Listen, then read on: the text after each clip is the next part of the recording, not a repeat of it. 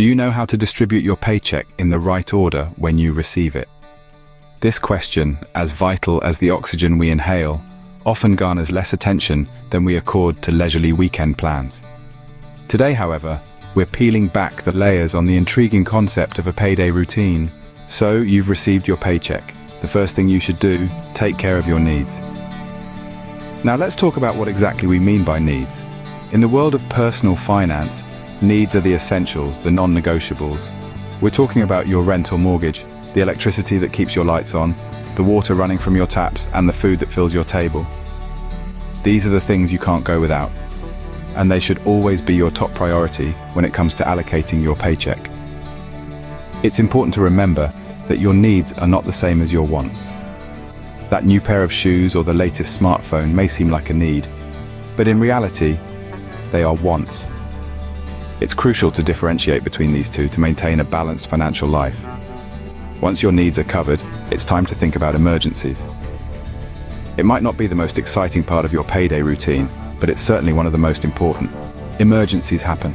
That's why your next step is to allocate money towards an emergency fund. Life has a knack for throwing curveballs when we least expect them. Picture this. You're cruising along nicely, and out of nowhere, your car breaks down, or worse, you lose your job. These unexpected expenses can throw you off balance if you're not prepared. That's where an emergency fund comes in, acting as a financial safety net for these unforeseen hiccups. It's generally recommended to save up at least 3 to 6 months' worth of living expenses. So, if your monthly expenses sum up to $2,000, aim to have $6,000 to $12,000 stashed away for emergencies. But remember, this isn't a hard and fast rule. The size of your emergency fund should reflect your personal circumstances and the level of financial security you're comfortable with. With your emergency fund set up, your next focus should be paying off credit card debt. Credit card debt can be a burden. It's time to lighten that load. This debt, often carrying high interest rates, can snowball if not addressed. It's like carrying a heavy backpack on a long hike. The further you go without addressing it, the heavier it gets. To avoid this, make it a priority to pay more than the minimum payment each month and to start with credit cards debts with the highest interest rate. Then you can take care of credit cards with lower interest rates and so on and so forth until your credit card debt reaches zero. This not only reduces your debt faster, but also saves you money and interest over time.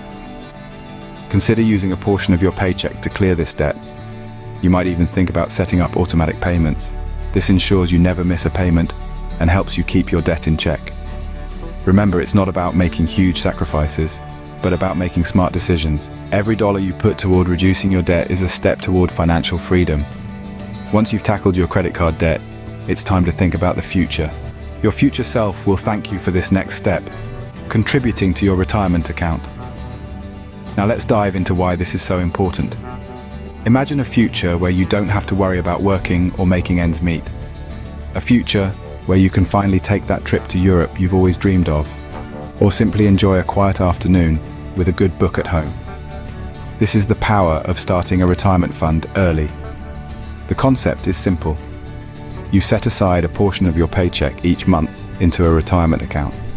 This money then grows over time thanks to the magic of compound interest. The earlier you start, the more time your money has to grow. It's like planting a seed and watching it grow into a mighty tree. And remember, it's not about how much you save, but rather about making consistent contributions. Every little bit helps. With your retirement account growing, let's move to next step. Investing in yourself is one of the best decisions you can make.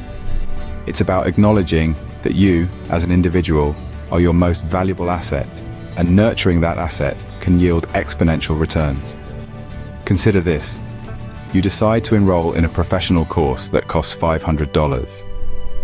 It might seem like a hefty expense at first, but this course could equip you with the skills that increase your earning potential by thousands of dollars annually. Or perhaps, you choose to invest in a gym membership to improve your health. The immediate cost might be a pinch, but the long-term benefits of fitness, increased productivity, and improved mental health are priceless. Investing in yourself isn't just about spending money. It's about dedicating time and energy to personal and professional growth. It's about learning, improving, adapting, and evolving. The dividends you reap from this investment are invaluable. After investing in yourself, it's time to tackle any remaining debt. Extra debts like student loans or car loans can weigh you down. It's time to lighten the load. Now let's dive into strategies for tackling these burdens. First, consider the snowball method, which involves paying off smaller debts first, gaining momentum as you knock each one out. Another approach is the avalanche method, focusing on paying off the debts with the highest interest rates first. This can save you a substantial amount in the long run. And remember, paying more than the minimum amount each month can significantly speed up the process. The benefits? Well, aside from the obvious financial relief, becoming debt-free can vastly improve your credit score and open doors to future opportunities. It's a liberating feeling, knowing you're not chained to these debts. And finally, once all other components are taken care of, you can focus on your wants. Now that you've taken care of your needs, saved for emergencies, reduced your debts, and invested in yourself and your future, it's time to reward yourself. Indeed, there's no harm in enjoying the fruits of your labor. Work hard, play hard, right? But remember, moderation is key. It's okay to spend on your wants, but it's important to do so responsibly. It's like the sprinkles on top of your ice cream sundae. A little bit adds a touch of fun, but too much, and it's just a mess. Think about it. You've been eyeing that sleek new smartphone, or that designer handbag that's just hit the market. You've worked hard, and you deserve a treat. But before you make that purchase, take a moment. Ask yourself, do I really need this, and can I afford this without derailing my financial goals? If the answer to both questions is a resounding yes, then by all means, go ahead. Consider this example. Let's say you've been dreaming of a vacation to the sun-soaked beaches of Hawaii. You've done your research, and you know it will cost around $3,000. Instead of impulsively booking your tickets, start a vacation fund. Allocate a portion of your paycheck each month towards this fund until you've saved enough. This way, you can enjoy your dream vacation without the stress of debt hanging over your head. Or perhaps you're a foodie and you love trying out new restaurants. That's great! But instead of dining out every night, why not limit it to once or twice a week? This way, you're not only saving money, but also making those dining experiences more special. Remember, your wants are not bad. They make life enjoyable. But it's important to balance your wants with your financial health. It's about finding that sweet spot between the present enjoyment and future security. By following these 8 components of a payday routine, you can ensure that every paycheck is put to its best use. Remember, it's not just about spending, it's about spending wisely.